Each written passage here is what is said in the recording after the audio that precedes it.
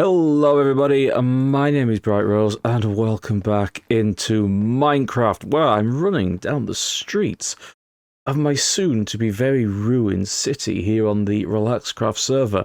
Now, it has been a long time since I have done any kind of little tutorial, specifically on roads like the one that I am currently stood on. Pay no mind to any dangling animals behind my shoulder. But we are going to take a quick look at exactly how I do these roads, because I like to go for a very simple, easy way to do these kinds of roads, and it basically just uses a couple of materials for the basic kind of pattern, that being all of the various different variations of basalt and cobble deep slate. So, we're going to find a nice little open area and we're going to have a look at exactly how they're made. So what we have here is the top section where this lift comes up from where I was just a moment ago, and we are going to take these materials and just start bringing out a bit of a road from this area, and it really couldn't be more simple. The best way and the fastest way to start off is just to start throwing out a load of basalt like this. I like using basalt over things like concrete or concrete powder because I like the texture, and you can get this kind of looking like a worn road and moving in this general direction.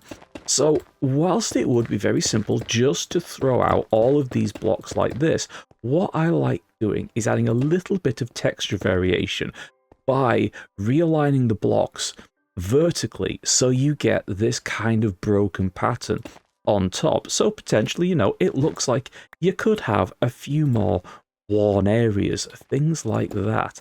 And I like to spread them around. They don't have to be together. Maybe you can sometimes have some that are a little bit closer, like a double one off to the side, things like that.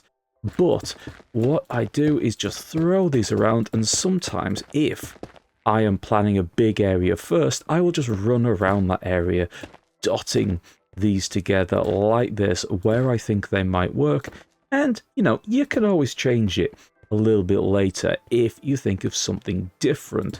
So I'm just going to fill out this entire area with basalt, and then we'll drop back in as we start to add a few of the little areas of detail. Now that we've got this little intersection blocked in, what we're going to do is we're going to work on blending these two areas of roads. Now, you could just leave it as a solid line like this, where these two areas meet, but what I like to do is just bring them in a little bit. So you just cut away where this smaller road is intersecting what is probably going to be the bigger road, and just angle the various blocks coming from along the side roads, just cutting in slightly into here, like possible traffic on this road has been turning in or turning onto this main road. So you just get a kind of look like this, and this really works with the basalt because, again, you've got that grain, that patterning moving this way, that when you look at it, it just creates this little variation cutting across the various grains, just kind of blend them in like that. Now we're going to start adding some more details in with the polished basalt, and there's various different ways you can kind of do this. It really comes down to, are you going to be leaning into a heavier thing, because this is brighter and that grain is much more defined. You can use this as kind of worn areas, sort of streaks on the road, things like that.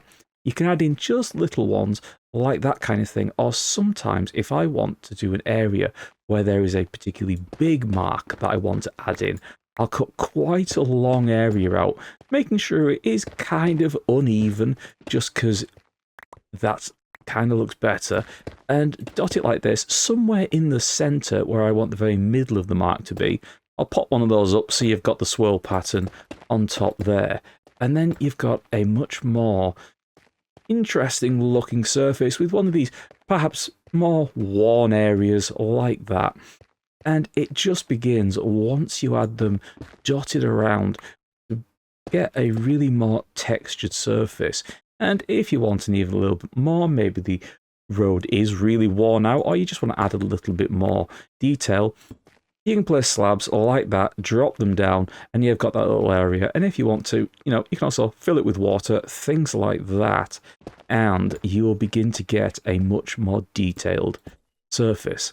Final little detail that you can add, again, depending on what your build is things like craters in the middle of the road. Because I'm going for a very sort of ruined city, you can just add little details like this around, and one of the things you got to do is decide exactly where you want the craters to be.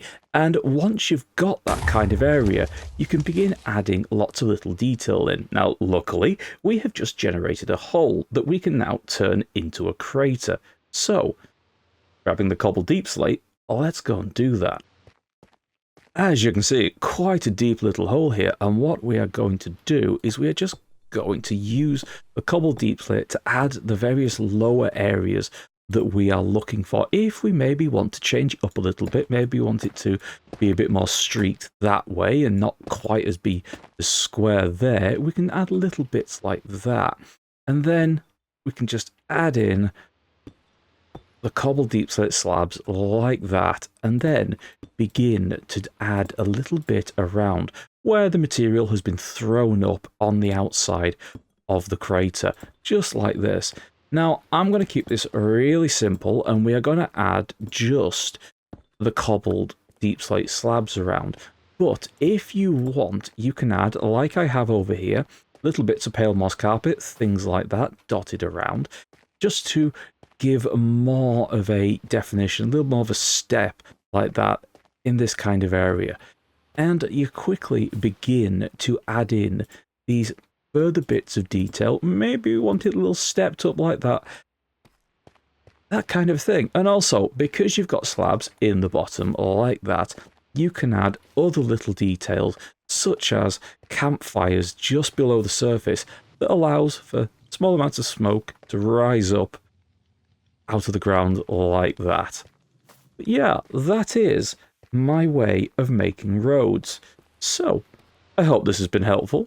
Thank you very much for dropping by, and do leave a comment if you would like to see any other little builds, like the various things that I've got going in the city at the moment. Otherwise, thank you very much. My name is Bright Rose. Do drop a like, comment, subscribe, all of those things, and I'd be very grateful if you would check out Relaxcraft Season 3 playlist somewhere around the video right about now. Bye-bye.